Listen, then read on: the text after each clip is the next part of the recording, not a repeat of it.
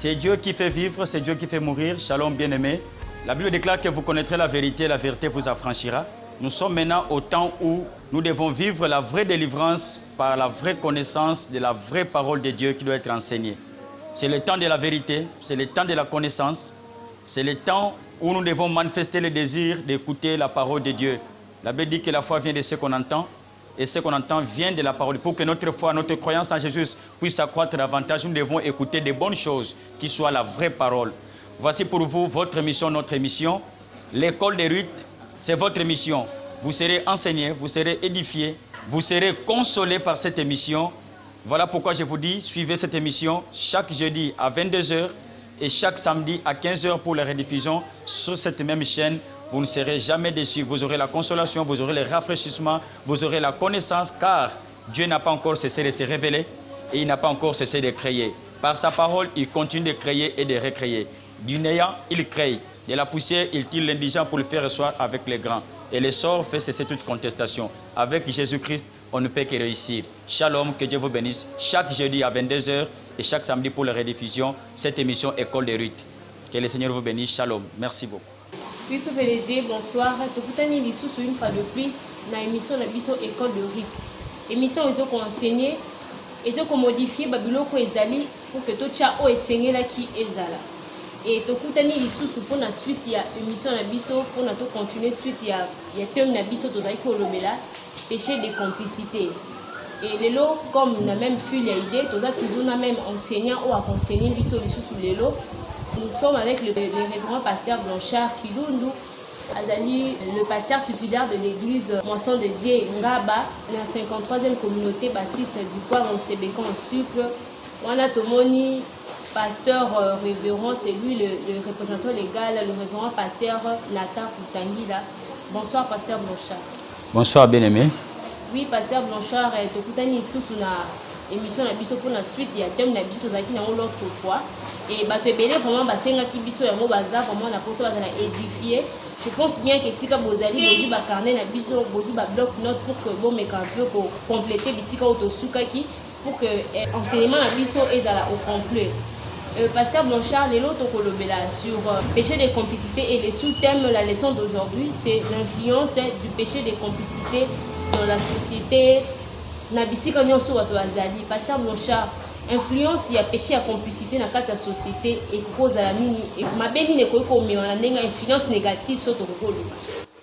OK, merci beaucoup. Na ko sepelato zonga mukesima ya mboto poussa na liboso parce que tu sais que mutu moka zubiso na katikati pour enseignement et de lobaki était péché à complicité ezali mabe oyo tozomona batuko sangana po basa eloko moko mabe batu basangani po basala mabe yango to bengi yango péché à complicité mabe ya kosangana pour produire le mal parce que complicité ezali le fait de prendre part à des mauvaises choses, à des actes de criminalité eloko moko mabe yo que soit part OK ko participer ne eloko mabe to lobaki participation ne ko sala ma directement yo moko to indirectement na nzela ya mutu mususu na nzela ya ba forme ebele to baki na nzela ya ba acte oyo moko poser okoza la complice ba te belé bo sangani bo poser acte moko boko sangana bomi mutu boko sangana bolongolize mi boko sangana boyibi mbongo boko sangana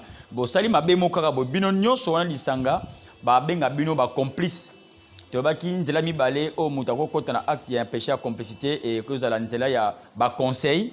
Au moni kopesa batoli bilobi heureux celui qui ne marche pas selon les conseils des méchants.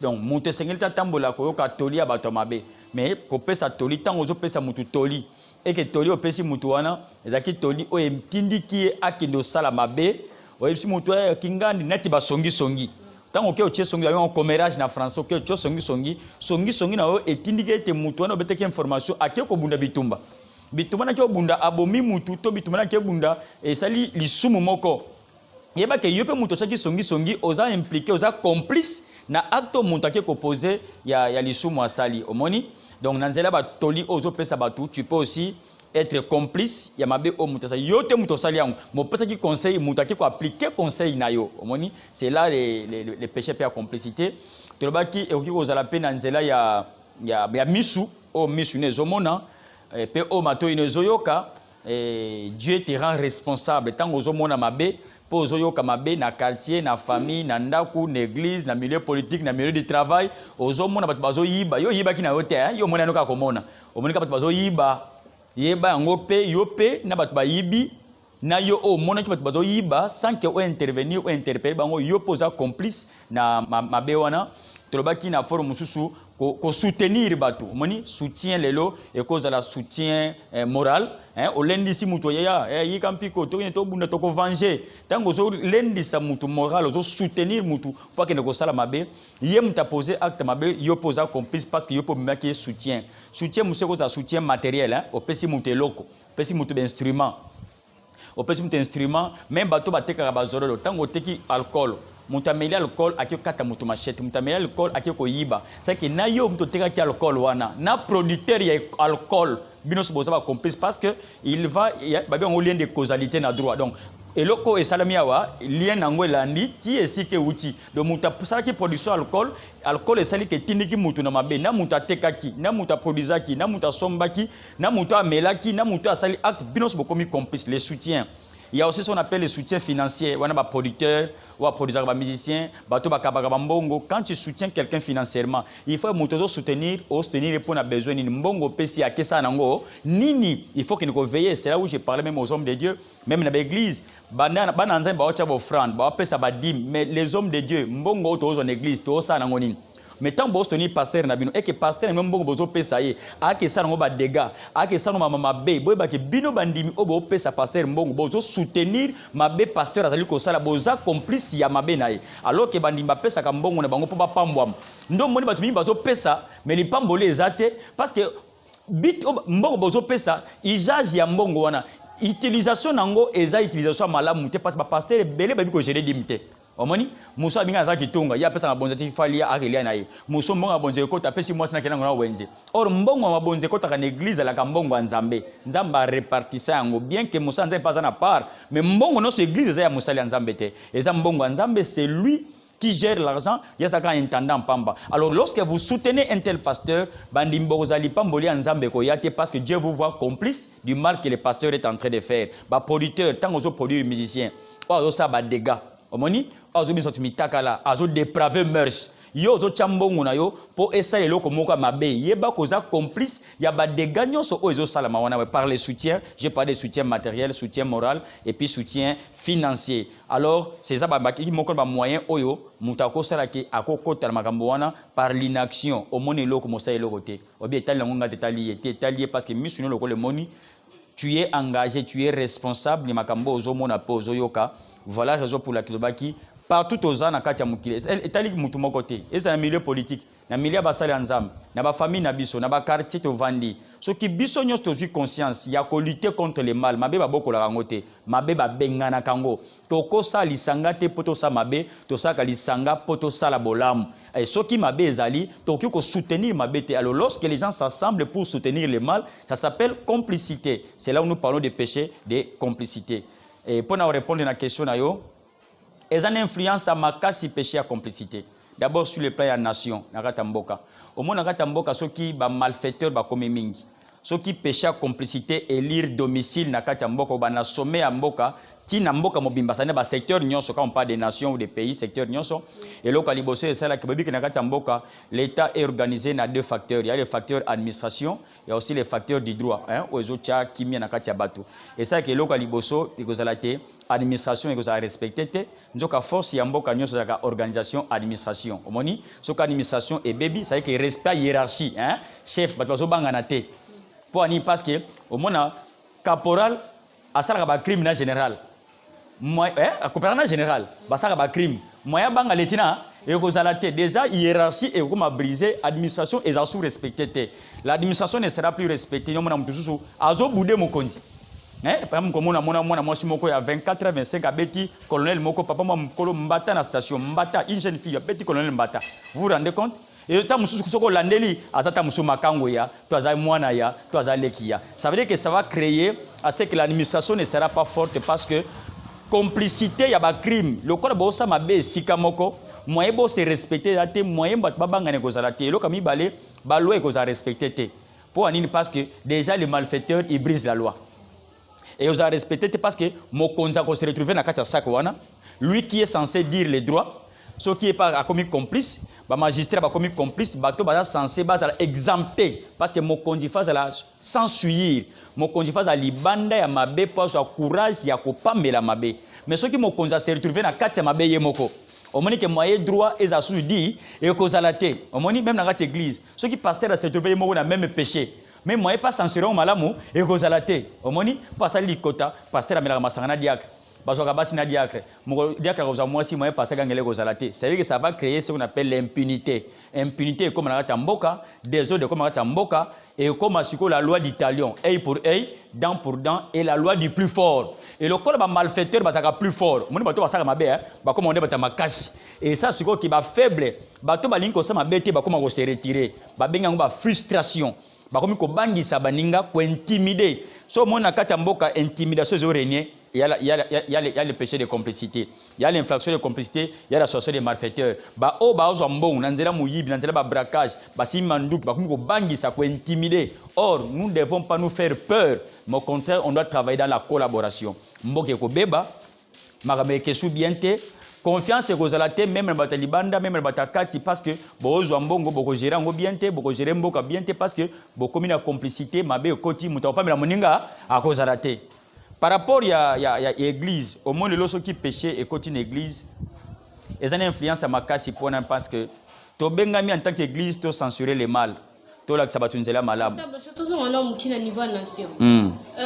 L'intimité qui est mon kilo m'a bien aussi là. Lorsque vous disiez que il faut tout me camper pour radicaliser ma ligne ma bé et tout consort. Mais ma bé n'a mon kilo ici là parce que je sais que si mon goût d'ailleurs de mon comment est-ce que vient Zalaki et arrivé que ba bomi et puis ba saler ma bé Zalaki kaka Jésus-Christ a coup fait qui. Parce que toi est-ce que tu recours aussi ça ma bé en malgré que tu comprendre le péché à complicité dans ma vie. Justement, bonne question. C'est vraiment pertinent parce que ma bé aussi la terre. Le mal ne finira pas. Mais, qu'est-ce que Christ veut nous dire? Le mal ne finira pas. Parce que aussi, c'est Jésus-Christ, il y a un plan qui est établi. Parce que Moutaza, auteur, c'est Satan. Satan est encore dans le monde, vous comprenez? La Bible dit qu'il va au Kangaye, après enlèvement, il va au Kangaye 1000 ans, après, mais ce n'est pas encore le mal, il continue encore d'agir. Le mystère de l'iniquité agit encore. Donc, mystère, il y a les soumous, ils ont continué comme ça. Mais le problème, c'est Matthéo, quelle attitude nous devons avoir face au mal? Tokolungola mabete, n'est pas l'autre diable, mais tu résister au diable. Résister. C'est-à-dire que lorsqu'il y a un mal qui vient, la Bible dit ceci dans Romains chapitre 12, et même Romains 15, il dit, ne vous laissez pas vaincre par le mal, mais surmontez le mal en faisant du bien. Même dans Genèse chapitre 4, regarde, le péché loge à la porte de ta maison, mais toi domine. C'est-à-dire que nous avons la possibilité, Yako, benganate me yako konza, yako dominer pe yako résister face à mabe. De auto pesa yo, eza mate ya te pelongola mabe, mais eza mate ya po to résister, po to tika mabe e panzana mingite, to pekisa mabe et lire domicile na bo moina biso parce que nous devons nous préserver. Nenge moi ça na zemi, amela n'importe quelle qui cité, pour ça pour battre la moi naï. Biso pe to zana makambo nzambe o sengeto batela. Par rapport à la valeur au sengeto batela, voilà pourquoi il faut to bengana mabe, to lingate mabe za la poya ko bebi sa ba valeur o ezana kati ya mboka. Mboka ezana ba mlem, mboka ezana ba armoirie, mboka ezana makambo ngo bien. Mboka mseta ba tuba ni ba tourisme. Alors on ne peut pas laisser que l'impunité et sika pour que ekoya ko bebi sa ba valeur oyo mboka ezali ko prôner. Voilà la raison pour laquelle on doit chasser le mal. Mais quant au mal, le mal ne sera pas éradiqué maintenant parce que ce n'est pas nous qui allons le vaincre, mais nous devons avoir une attitude, il y a qu'à réprimer, il y a qu'à dénoncer, il y a qu'à téléméla ma Bible, résister au diable et il fuira loin de vous. Ce que téléméli ma bé, yo téléméli nga pena téléméli au monake et si que ça propre point parce que saleté zala qui va komboli. Au moni plus tozo kombola, plus saleté zo zalaka, tozo kombola peka. Bilamba to lati et comme la saleté, mais tu sois là. Plus c'est comme la saleté, plus tu es là. Plus il y a le mal, plus aussi nous continuons de réprimer le mal, nous continuons de résister au mal. Voilà ce qu'on doit pouvoir faire. Pasteur Blanchard, en parlant toujours de la nation, il y a des malédictions qui sont dans la génération et l'indienne. Si quoi, on a une complicité peut-être au niveau du chef de l'État. est-ce que ça peut une influence négative pour le peuple naïe? Oui, parce que le chef de l'État, vous savez, il est comme le père de la maison. Il est comme le pasteur à l'église. C'est lui la tête. On l'appelle le premier citoyen. Le tout passe par lui. C'est lui qui doit être modèle en toutes choses. Parce qu'il y a dans les derniers mots, on a droit de veto, il y a magistrat suprême, il y a les premiers soldats, les premiers footballeurs, les premiers musiciens, les premiers menuisiers, les premiers maçons, il est le premier en tout. Et puisqu'il est le premier en tout, il y a aussi quelqu'un qui est le premier qui s'appelle Jésus, qui est notre modèle de vie. C'est simple, non? Sauf qu'à chaque président du monde, comment imiter le comportement de Soumassi, c'est pas ce c'est parce qu'ils vont chez les diables. Oh, le diable n'a jamais été le premier. Le diable n'a jamais été modèle. Ceux qui sont chef de l'État jouent comme modèle à Soumassi, c'est non. Et si Nango, c'est lui qui est censé, il y a quoi place dans le chalokol. Il y a cause de la tête à la tremper. Au moment où ils ont les sous monate, nous côté on a makasignos. Tant qu'ils ont ma béonate, nous qui sanctionné. Mais ceux qui m'ont posé ma béonate, au moment que on sanctionne par audace. Au bagage du fond de toi tu es faible parce que mouton a tolo na misuka bo accompagne que moto pas na kati makambo wana. Alors ce qui est mon konzi numéro 1 na entreprise na famille na chef na niveau ya pays aza trempé dans le mal là on peut dire bonjour la complicité parce que là ils ont mabé na mabé ils ont couvrir le mal né na mona na biso na Afrique na biso na mona la plupart ba konzi na biso ce sont bo konzi couvrir ka mabé. Il couvre toujours le mal, il couvre le mal. C'est pourquoi il n'y a pas trop de démissions, il n'y a pas trop de comptes rendus, il n'y a pas trop de traçabilité. Et pas il doit y avoir la traçabilité. Nzela et la formule. C'est simple, c'est normal. Il y a toujours des choses qui sont floues. Pourquoi? Or, le mal aime le noir. Vous voyez? Le mal aime le flou, le mal aime la confusion, le mal aime le cafouillage. Mais c'est lui qui est propre, c'est lui qui est transparent. Il aime la lumière. Donc c'est comme ça. En tant que chef de l'État, il est responsable. Il ne peut pas faire n'importe quoi à engager nation. Mais ce cas tamboli malam, à Juika Yesumasa le modèle, à Sali Makamboa bien, il y a que le peuple penasima, bah vraiment protéger et cause la une très bonne chose. Nous regardons ça on a même les réseaux sociaux, ceux qui président un pays nina, ceux qui Tanzanie, ceux qui pays. Il est allé prier. Si c'est vrai ou faux, si c'est dans les bons ou dans l'hypocrisie, mais on l'a quand même vu à quelque chose. C'est déjà une bonne chose, un bon exemple à suivre. Ça prouve que Azo a engagé le peuple naïe et c'est une très bonne chose. Thomas Namboko Mobutu, il a fait des déclarations à Makas Namboko qui après moi c'est le délige. Il a fait des déclarations avec le chef de l'État. On ne dit pas que c'est qu'on est en train de vivre, il y a ça Kenda, mais nous qui sommes restés, qu'est-ce que nous devons pouvoir faire? Donc lorsqu'on aménage les péchés de complicité ou l'infraction de complicité, lorsqu'à la tête, les gens deviennent complices pour faire le mal, là, la base ne peut que faire quoi? Ils sont victimes. Le pays ne peut pas avancer, ça sera tout un blocage, les choses ne peuvent pas aller. Voilà. Ok, pasteur, mon cher. Surtout qui est à niveau, il y a l'église. Son influence à l'église.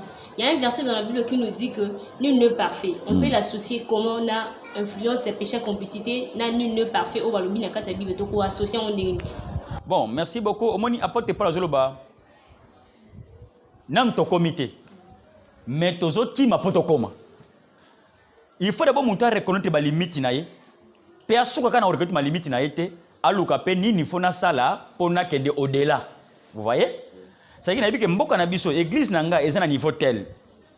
Mais ni na osala pour ça ni emata. C'est vrai naza parfaité. Mais nous devons tous courir vers la perfection. Vous comprenez? Par la connaissance, sa connaissance, c'est la perfection. Par la connaissance, par la prière, par des choses, parce que nous devons être assoiffés. L'idéal, c'est la perfection. Nous devons viser la perfection. Alors, dans cette église, nous sommes parfaits, oui. Mais tant que ma besoin, dans la mesure du possible, il y a un verset dans la Bible, Dieu ne nous tente pas au-delà de nos forces. C'est-à-dire que ma besoin, c'est comme l'Arabie, nous avons toujours la force à Sanini. Il y a un longango, au moni. Dieu nous donne toujours la force. Et ceux qui ont une force, demandons ça à Dieu. Après, il y a résister, il y a longa. Ce qui m'a bien contre l'église, complicité. Le logo qu'on a l'église à Balouba, l'église à Bayaka, les églises dénominationnelles, les églises tribales, les églises où il y a Swahili, où il y a Chiluba, il y a Kiyaka, les églises où il y a couleur penza ya tribu. Au moins, il y a un conglomérat malfaiteur, il n'y a ni juif, il n'y a ni grec, il n'y a pas ces choses-là. Mais dans cette église, vous sentez vraiment que les attributs tels les orignes. Pasteur, il y a collaborateur, il y a on ne comprend plus rien là. On ne comprend plus rien. Alors, dans cette église, on ne peut pas faire l'association des malfaiteurs. Non. Justement, influence, il y a péché à complicité dans l'église, n'est créé par fanatique. ba fanatique na ba église o bengi ba fidèle ba adepte ba botami pour anini parce que ba pasteur ba sangisi péché à complicité tellement régné na kati église wana ndo moyi ba musu ba soi-disant fidèle mais baza fidélité baza ensemble parce que ba sala kama be esika moko omoni amona que soki pasteur abiki mutu na kende a panza secret d'où il faut a tchaye à l'aise après que ba mbongo a tchaye na poste moko boye a continuer kozala na pas bomba secret. Hein? Non, quand l'église, même dans la politique, hein? Moi, je suis PC poste, je suis PC poste, je suis attendre de classe, mais PC poste, pas un secret, moi, il faut bon ma vie, bah récompenser, gouvernement de récompense. L'église paye beaucoup de gouvernement de récompense. Moi, je suis comme bishop, apôtre, comme si prophète, parce qu'il y a récompensé, n'est pas y a secret, à côté de pasteur na nzela moko boy, na ilka moko boy, bah ça les pena complicité moko. Ni négosalema, pénition kozalate, sanction kozalate, so gangeli oyo, wana tomboki. Fimbo kozalate, or, na quatre églises, il faut pasteur à sanctionner, il faut que le pasteur soit irréprochable. C'est-à-dire que pourquoi il doit être irréprochable? Pour y a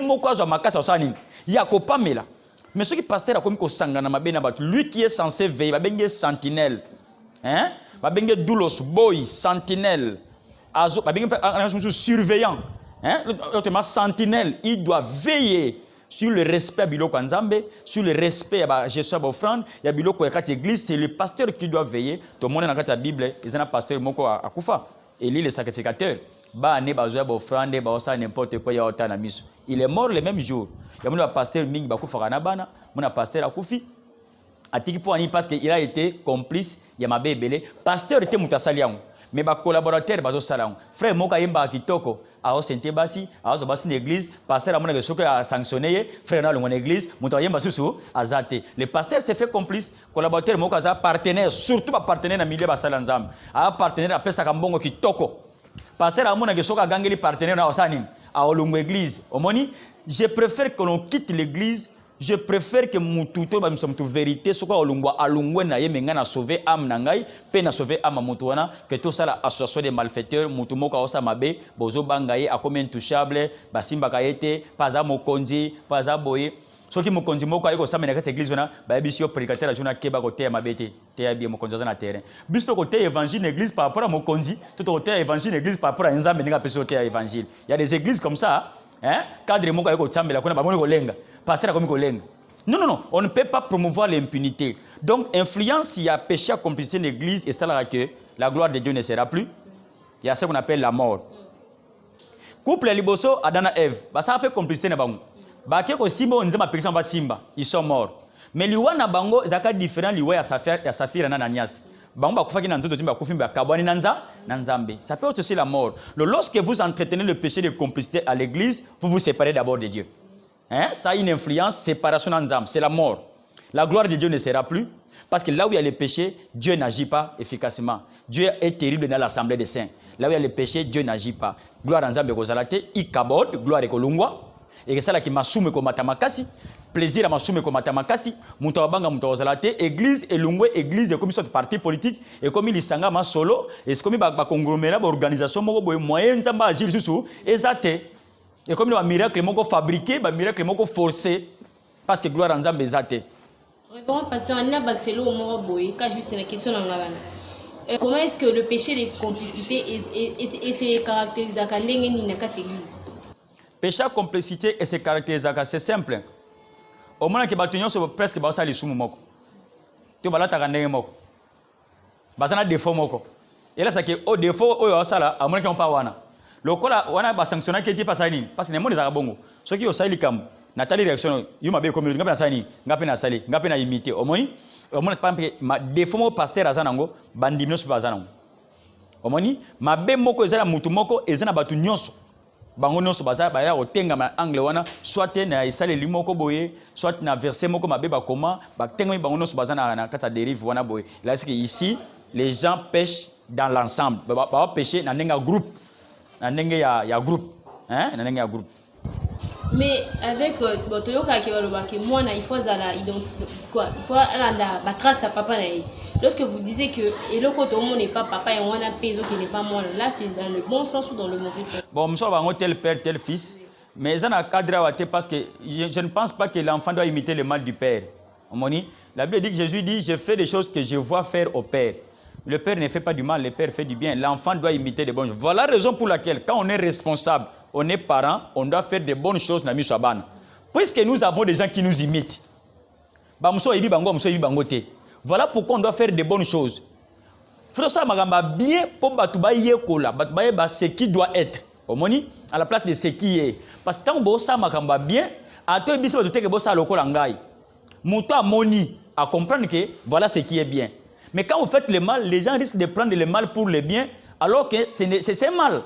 Voilà pourquoi on doit faire le bien dans l'église. Les hommes de Dieu, les serviteurs, ils doivent être modèles en faisant le bien. On les appelle les modèles du troupeau. Moni hein, bangonde bazola qui sabatunzela, faut pas modèle. Il y a moni bazaka beaucoup plus attaqué, beaucoup plus réprimandé, beaucoup plus vilipendé, parce que bazaba ba modèle. Moni bazaba modèle. Donc moi je crois il faut là au papa nazo sala, mais oya malam. Oya mabe, il faut à corriger ango pour la malam mingi. OK. Son influence dans la maison. Bon, dans la famille, péché à complicité, ça a une influence à ma casse parce que ils ont entraîné d'abord malédiction. Ils ont entraîné malédiction et ils ont quitté. Parce que l'autre moko est véhiculé à bilakélmabé, est véhiculé à démon, est véhiculé à malédiction, c'est le péché. Le diable fait en sorte que dans la famille qui est le péché, afin que la malédiction soit véhiculée. Vous comprenez? La Bible dit que Dieu il punit l'iniquité des pères jusqu'à la 4e génération. Au moins, à chaque génération, il faut lui soumettre moko salama po et la kambe sanin. Et landa parce que la kilmabe tambola ka sika li soumettre ezali. Ce que li soumettre ezali moyela kambe sala musala ezate. Siko diable a osala ke la kilmabe wana ezala. Siko osala ke li soumettre moko feza ya bato nyonso. Comment? Par exemple, na nzela ba coutume na biso. Il y a beaucoup de péchés de complicité dans la famille, ba coutume. Ba coutume belé et kotisa biso na péché ya complicité. Ba sala ngona encore que biso na famille na biso ezalaka boy. Tango binos bo sala même eloko wana, binos bo zokota na même péché automatiquement parce que cette coutume là n'honore pas Dieu. Coutume malamu ezawe to sakanzam. Coutume ozokene à l'encontre ya maloba ya Nzambe et bango vous qui appliquez cette coutume là automatiquement bokota na péché ya complicité. Bakoko baebaka tant azo sacrifier famille, asali pacte na diable, il faut sacrifier famille, beaucoup ba victime, bakotia ba loi. O bino nyoso, no mona famille mususu, ba melaka masanga, balonga masanga. Il y a un péché qui est collectif. Soit kindumba batu nyonso. Omoni hein? Soit impolitesse, bi basanga lisu moko bango nyoso basala ron. Ato za pasteur, mona bana pasteur mais kindumbe kangiyo parce que osana frère ta famille wana. Et ya na nzela makila, na nzela kombo, na nzela ba coutume. Muna peso komando yimoko boy et na loya ndoyi ozo incarner bizala mutu moko oto yebité. Omoni ba caractère na bengo atavisme. C'est le fait de reproduire les caractères anciens ya mutu akala. Yo ozo mo reproduire. Tout ça ce sont des formes ya péché ya complicité oyo diable azo koti ça surtout na bête c'était na coutume. Ba coutume belé ba loi et belé ancestrale. Ezala ba loi pour koti sa biso na péché ya complicité par rapport au Seigneur ndomoni ba bengo nzamba ba koko omoni ba bengo autre papa ba loi ba bengo l'animisme mona mutu papa kongo amela masanga abwa ba koko ba mela bilobi il n'y a plus de relation entre les morts et les vivants mais tant yo pesa ba koko ba kufa qu'est-ce que tu veux nous dire la nécromancie musa kena cimetière ke bela ba koko nayi non ça ne peut pas se faire non obela ba santu ba kufa les morts ne peuvent plus intercéder en faveur des saints. Quand vous faites ça, il y a même l'église qui a péché à complicité. Ça c'est une prière oyoko salamate. Mutakufa, un mort ne peut pas intercéder en faveur d'un saint. Quand vous invoquez un mort, c'est de la nécromancie, c'est satanique, c'est diabolique. Pasteur Blanchard, dans la Bible, Dieu dit qu'il est le Dieu de Jacob, d'Abraham et d'Isaac. Oui. Oui. En ce que vous dites que Nzamba et bon, je sais que là c'est un autre sujet, mais ce qui est un peu. Mais Dieu n'a pas dit que quand il dit je suis un Dieu d'Abraham, d'Isaac et de Jacob, il ne dit pas qu'invoquer Abraham, il ne dit pas qu'invoquer Isaac, il ne dit pas qu'invoquer Jacob, il dit aussi que je suis le Dieu des vivants. Mais il y a certaines églises. Laissez-moi répondre. Il dit je suis le Dieu des vivants. Quand il dit le Dieu d'Abraham, d'Isaac et de Jacob, Dieu voulait dire quoi? Il voulait seulement que bateau baïbiété, soit venir. Baïe bakinzambo babe loyo. C'est les dieux qui ont servi leur père pour une raison d'identification. Ok? Papa, ça sûr que c'est les dieux aussi qui ont servi nos pères là. C'est le même Dieu là. C'est comme ça que Dieu s'est révélé dans la formule. Mais il n'a pas dit qu'il faut pas invoquer Abraham, pas invoquer Isaac, pas invoquer Jacob. Nulle part dans la Bible, on nous dit d'invoquer Abraham, d'invoquer Isaac, d'invoquer Jacob. Nulle part. Nous, Dieu, c'est un Dieu de vivant. C'est lui qui meurt, ça s'arrête. Les relations humaines prennent fin à la mort. C'est ça, tu as photo, tu as passé maintenant à Koufa. Bon, il faut tenir l'église, c'est de la nécromancie. Les morts ne peuvent rien faire en faveur des vivants. C'est lui qui est mort, il est mort pour toujours. Tant que Père Abraham, na riche wana, riche abisie Père Abraham, yebisanga na zonga na mokili, na yeso ndeko nanga, Père Abraham a posé réponse ni na Luc chapitre 16 abisie bazana Moïse kuna. Ça veut dire que biso to kufa to kozonga soute, bazana Moïse kuna. Lelo oyo, basanze bazali, pourquoi pasteur akufa bozobete masolo nayi? Il ne faut pas parler des morts, il faut parler des vivants. Donc, comme pour dire que toutes les églises où il y a un bokaka, bateau à kufa, soit basambela mouvement boye, asambela pour la bango, on peut voir ça péché des complicités. Oui, mais c'est un cadavre, non? C'est un cadavre. C'est un cadavre. Nous sommes dans une église dénominationnelle. Hein? L'église est en combo à Moutou. Moutou a kufa. Bacha photo dans l'église. Babeta kamasolo na ye. C'est ça ce que je dis. C'est un péché de complicité. C'est un cadavre. Il faut parler de celui qui a dit dans l'Apocalypse, j'étais mort, mais aujourd'hui je suis vivant. C'est le seul, il s'appelle Jésus-Christ. Vous comprenez? Kimbangu est mort, il n'est pas ressuscité. Branham est mort, il n'est pas ressuscité. Toutes ces églises-là qui ont des noms, les églises, ils sont morts, ils ne sont pas ressuscités. Aujourd'hui, on parle de celui qui est vivant. C'est Jésus-Christ. Dieu, c'est un Dieu de vivant. Et puisque Jésus est vivant, Dieu est le Dieu de Jésus-Christ. Ceux qui sont morts, ils ont servi le Seigneur, ils sont morts, on doit les oublier. C'est fini. Nous avons aujourd'hui d'autres serviteurs de Dieu. Dieu continue d'appeler ses serviteurs. Dieu continue de former. Dieu continue de se révéler par ses serviteurs. On ne peut pas aussi leur prendre comme des modèles. Bon, les modèles, oui, on doit les prendre comme les modèles parce qu'ils ont marché avec le Seigneur. Le Bible dit, regardez ce qu'a été les anciens, leur marche et leur fin. Vous comprenez? Il y a Malam Tozui, il y a Mabé de Salini, tu tiens passer ces bateaux, on n'a pas parfaité, on n'a pas rebellé. Tout humain, même moi aussi j'ai des erreurs, vous comprenez? Seul Jésus n'avait pas d'erreur. Voilà pourquoi Jésus reste le seul modèle. Même les Mahomet, ils ont eu des erreurs. Akoufa, c'est quoi? Vous comprenez ça? Le seul qui est mort et ressuscité, c'est Jésus. La mort de Jésus n'est pas seulement spirituelle, c'est un fait historique. Il est mort. Les gens ont vu, il est mort. Sa résurrection, c'est aussi un fait historique parce que il a vécu avec les gens. Ce n'est pas quelque chose que les chrétiens inventent. Non. La résurrection et la mort de Jésus ne sont pas seulement spirituels, mais sont des faits historiques vrais. Mahomet, c'est quoi? C'est Jésus qui est ressuscité. Alors, le leader de l'église peut péché, complicité, en allant faire certaines prières qui ne cadrent pas avec la parole de Dieu. Ça, c'est un péché que l'on fait voter toute l'église. Là, on ne peut pas être d'accord. Voilà pourquoi nous donnons ces enseignements, pour que les gens comprennent que dans les enseignements, dans certaines pratiques, dans l'église, dans la coutume, dans le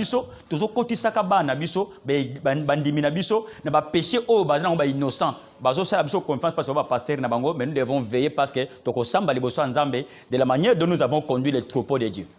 Ok, pasteur, voyons maintenant du parti, il y a société, péché de complicité dans la société, comme peut-être dans certaines écoles de Basalaka, Bana Batubaye, bon, peut-être une église au Basambelaka, Babikekonde Basalaka, et puis comme obligé, on peut Basambela dans 4 églises. Qu'est-ce que vous en dites? Oui, dans la société, le péché de complicité, c'est là où vraiment il y a à boire et à manger. Et ils ont une influence. Et c'est là que l'État est des missionnaires. Que oh, il faut abangaka. Moi, je suis abangaka. Ce que je suis abangaka, je suis abangaka. Je suis abangaka. Ah, et ça, nini. Ok, langage wana. Et ça, nini. Ah, l'État wapi. Et ça, nini. Pour salon ezalaka. Salon ezalaka mutasali salon. Le salon comme 200 francs, 500 francs par policier. Jour à salon, les policiers passent là, ils récupèrent les 200 francs, les 500 francs, c'est ça salon. Il y a la saleté partout qui jonche, et tout. On nous a parlé d'un professeur qui ne peut pas tout. On est étonné que ça. On a la saleté dans le caniveau, vous passez là.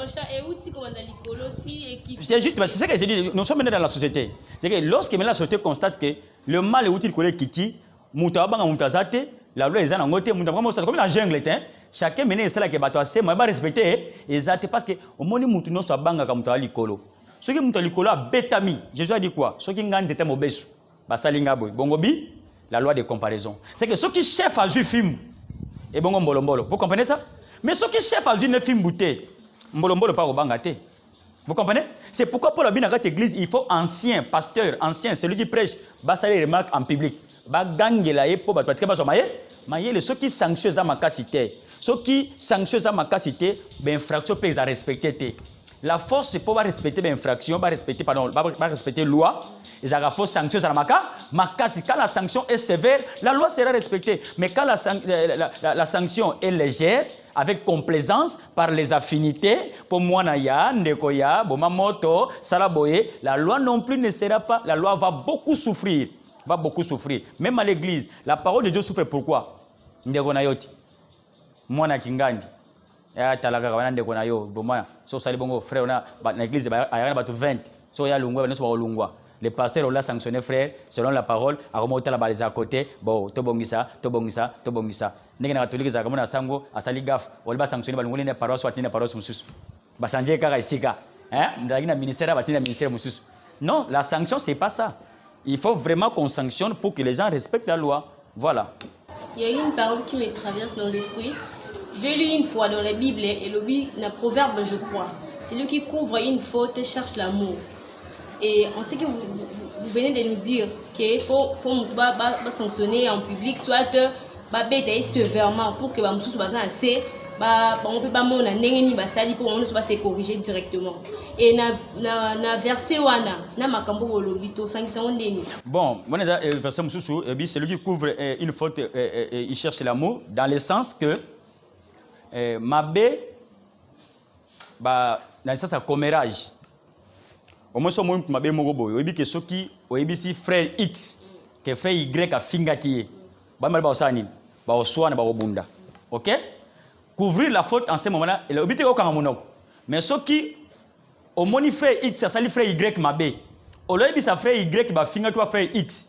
Yo qui a frère X. Au lieu de na wa toi finga frère Y. Mais ce frère Y a yo kiango, a se pelaté. Ngana web c'est l'autre mais yo mba c'est mausani ko sa souté. Au moni que au couvrir mabé wana, moi frère Y ko kango zaki mais pas bunda, ezate ba continuer relation na bango. C'est ça. C'est-à-dire que aux non, tu as parlé du mal à la personne qui a commis le mal. Mais tu n'as pas promis le mal. Justement, il ne faut pas promouvoir le mal. Mais dans quatre églises, la Bible nous parle des anciens qui sont les modèles des troupeaux. Bango, baza modèle, il faut pas la sanctionner dans le public dans quatre églises pour que tikali bazwa mayele. Mosala nzamba na vie privée. Bilo bido zaka mwinde ba tsheli kolango ya ngomba. Azaka pe na réputation te, ba bibi si réputation nanga non. Non. Azara lekola ngomba. Nyoso osala sani ezo monana. So po batu ba mona te ke boza complice. Que pasteur po mona ko teleka po mutu na ye, il faut sanction ezala. Ezara boy. Soko sali mabe na miso batu. Mabe o yokani. Ça c'est les pratiques du ministère ni ba yokusi biso musala nzambe. Soki mabe ne yokani na quartier ko sentaki mwasi. Toko sanctionner na nkukute. Parce mabe ne sali ni essaye yokani pas batu. Il faut que tu sanctionnes, bah nous savons que moni muto a sentaka wana l'église wana ba pesa ka suspension. Omoni que sango wana pe ya punition na yo et ça ba imiter makimia. Mais surtout sanctionner nga kuku ba to éviter qu'est-ce qui lui est arrivé. Ni to mona na mboko na biso bakanga mutu moko na ndenge procès là tu veux qu'est-ce qui lui est arrivé. Non. Du moment où ba jouer information bakangi mutu tout le monde connaît. Il faut ba yeba pe sort na sima ezalaka ni nini. Mais soko sali mabe moko ya privé ka ngam na moni par exemple. Toka ma 2-3 personnes ba moni. Toka no peso punition na biso to pour parce que tu as bien le moté. Donc on peut se péniser il y a privé, vous comprenez ça? Il y a privé. Mais ce qui m'a beau sali c'est connu déjà de tout le monde. Moi je suis dans un privé et là aussi on va te sanctionner en public parce que le mal est déjà connu dans ma toya. Mais ce qui m'a beau sali est connu, c'est dans un cadre moko restreint. C'est dans ce cadre restreint là qu'on va gérer ces mal là. Voilà un peu la nuance par rapport à ces deux versets. OK, pasteur, une dernière question. On a makambo ezoleka actuellement siko na mboka ki bakangi mutu teli boy parce que asala ki wazongisa ki boy. Bon, c'est là est publiquement publié, ils ont publié publiquement. Et na kati ya ba fait wana ezosala comme pasteur Blanchard yo lobini. Bon, déjà na ngamba le moko mutu nyonso o alingi élévation. Élévation veut dire quoi? Otiki balingi na se yo mosani. O mati likolote na ba kalise se moko boy. Mutu amadofolo amataka nzete te. Pour ce que madofolo matin zete, qu'est-ce qui va se passer? Madofolo na yo bamba kite wana. Bana so basani. Ba mona. So ba to ba seki, ba manquer au respect. Té. Avant matanzete, il faut s'assurer que vous avez l'idofolo té. Ça dit que avant luka ba tombola yo parce que les gens aiment les postes, les gens aiment le pouvoir, les gens aiment l'élévation. Dans le domaine nyonso, même dans le domaine église, dans le domaine politique. Mais avant au luka élévation wana, au mata, il faut s'assurer que vous avez bien. Pour ceux qui ont matina ba défaut, ceux qui ont matina ba imperfection, et ça là que français no mabe ozolo banenga c'est. Et ça là connu quand tu vas monter, tout le monde connaît que le français té. Nana misambushi yomoko. Voilà ce que je peux dire par rapport à ce fait. Lorsqu'on devient un homme public, c'est bien, c'est un prestige. mais on doit aussi être conséquent et responsable de ce qu'on fait par rapport à ça. Parce que Sangonayo Malam et Goyeban. Il y a ma BP Sanini et Goyebana. Ce n'est pas un manque de respect, c'est comme ça que ça doit se passer.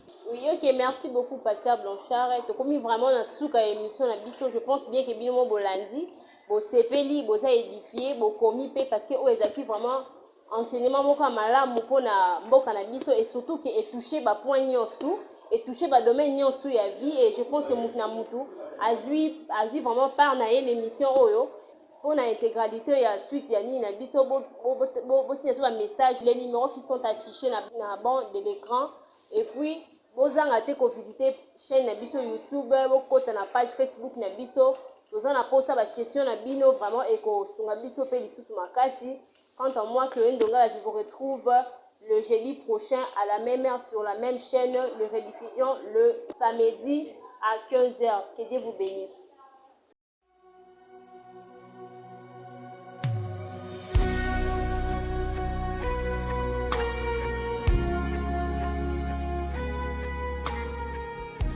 C'est Dieu qui fait vivre, c'est Dieu qui fait mourir. Shalom bien-aimé. La Bible déclare que vous connaîtrez la vérité vous affranchira. Nous sommes maintenant au temps où nous devons vivre la vraie délivrance par la vraie connaissance de la vraie parole de Dieu qui doit être enseignée. C'est le temps de la vérité, c'est le temps de la connaissance, c'est le temps où nous devons manifester le désir d'écouter la parole de Dieu.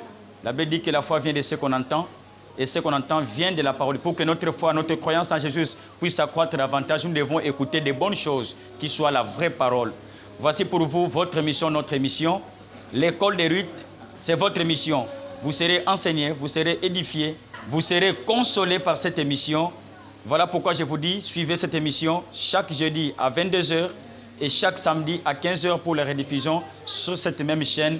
Vous ne serez jamais déçus. Vous aurez la consolation, vous aurez le rafraîchissement, vous aurez la connaissance car Dieu n'a pas encore cessé de se révéler et il n'a pas encore cessé de créer. Par sa parole, il continue de créer et de recréer. Du néant, il crée. De la poussière, il tire l'indigent pour le faire ressortir avec les grands. Et le sort fait cesser toute contestation. Avec Jésus-Christ, on ne peut que réussir. Shalom, que Dieu vous bénisse. Chaque jeudi à 22h et chaque samedi pour la rediffusion, cette émission École des Ruth. Que le Seigneur vous bénisse. Shalom. Merci beaucoup.